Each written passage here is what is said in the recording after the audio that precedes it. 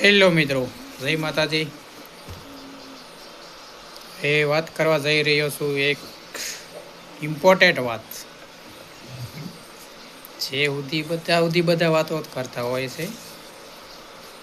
કેવી કે સમાજ શું કહેશે, સમાજ શું બોલશે, ગામ શું કહેશે। કે ભાઈ સમાજ અને જો ગામ જોવા જઈશો ને, તો જે ગામ ત્યાં તમને જોવા માગે છે ને, એની એ જ જગ્યાએ તમે રહેશો।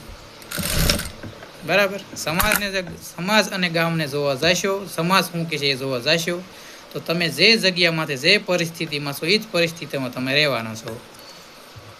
અને અત્યાર સુધીમાં સમાજ કોઈને કામ આવ્યો નથી, બરાબર। અને આવ્યો હોય તો મને બતાવે સમાજ આ જગ્યાએ કામ આવ્યો છે।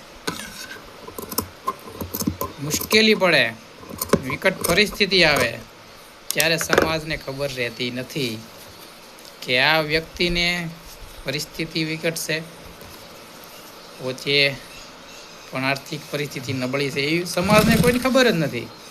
સમાજને એક ખબર છે કે ઓલો ભાઈ પૈસા વાળો છે, એની પછી બધી સમાજને બધી ખબર હોય। રૂપિયા વાળા હોય ને, એને સમાજની બધી ખબર હોય કે શું કરે છે, કારનામાં બધા કરે, બધી ખબર જ હોય સમાજને। રૂપિયા વાળા હોય ને એની, પણ જે મધ્યમ વર્ગનો હોય છે, ગરીબ માણસ હોય છે, એની સમાજને ક્યારેય પણ નોંધ લીધી નથી।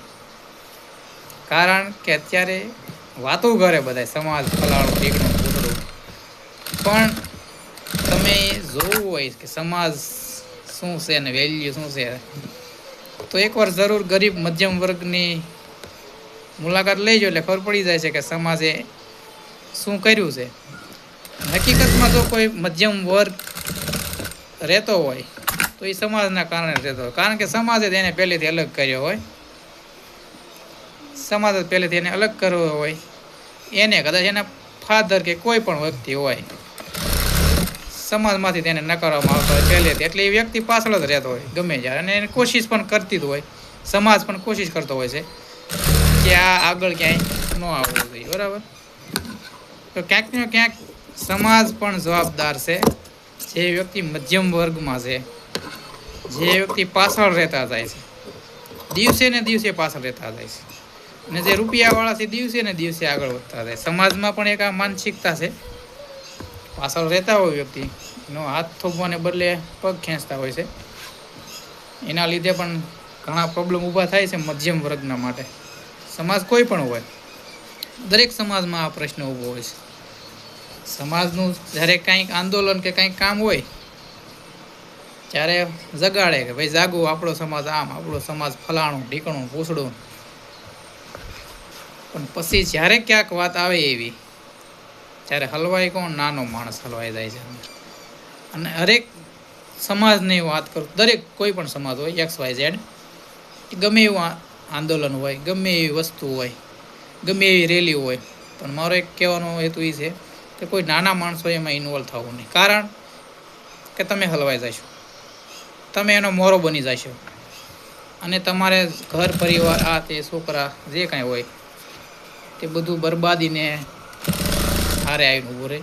એટલે મહેરબાની કરીને કોઈ સમાજ, રેલી, કોઈ પણ વસ્તુ હોય એમાં નહીં જવાનું, નાના માણસોને મધ્યમ વર્ગનું। આ મોટા માણસો જે છે એ જાય છે, ઠેકા લઈને બેસી ગયા, એને કહેવાનું ભાઈ તમે જાઓ, તમે આગેવાન છો, મોટા છો, અમારે ખાવાને ફાંફા પડે, અમે અહીંયા થોડા જઈએ ગઈએ, સમજે? પણ નહીં, એવું નહીં થાય। કારણ કે નાના માણસોને હથિયાર બનાવવામાં આવે છે। અત્યારનું રાજકારણ પણ એવું છે, નાના માણસોને હથિયાર બનાવવામાં આવે છે। અને આ બધાય મોટા મોટા હોય શું કરે, ખબર જ છે એને કે આ હથિયાર બનવા તૈયાર જ છે। પણ એક રિક્વેસ્ટ કરું છું બધાને કે ધ્યાન રાખવું, કોઈ પણ રેલી હોય, કોઈ પણ સમાજની હોય, ગમે એવી હોય રેલી, નાના માણસોને સ્પેશિયલી એક રિક્વેસ્ટ કે ધંધામાં ધ્યાન દો, પરિવારમાં ધ્યાન દો, ધંધામાં ધ્યાન દો, બસ, અને સક્સેસ થાવ, બસ એમાં ધ્યાન દો। બાકી કોઈ રાજકારણ છે, કોઈ વસ્તુમાં ક્યાંય પડવાની જરૂર નથી, કોઈ રેલી બેલીમાં પડવાની જરૂર નથી। જે બધું થાય છે ઓટોમેટિક રીતે થઈ જવાનું છે, તમારા દાવાથી કંઈ ન્યાય મળી જાય એવું પણ નથી। બરાબર. એટલે ખાસ એ પણ જોવું કે નાના વ્યક્તિને કોઈને કઈ વસ્તુ કરવાની છે. ઓનલી ઓન ધંધો, બિઝનેસ, કામ અને પરિવારનું ધ્યાન રાખવાનું, હરીમરી ખુશાલ રહેવાનું. બસ નાના માણસોને આ જ કરવાનું. બાકી તો બધા ગયા છે એ ખબર જ છે, જે રેલીમાં આ તે બધા નાના નાના પરિવારો જે હલવાઈ ગયા છે, એ પરિવારને જરાક પૂછજો કે એની હાલત શું છે.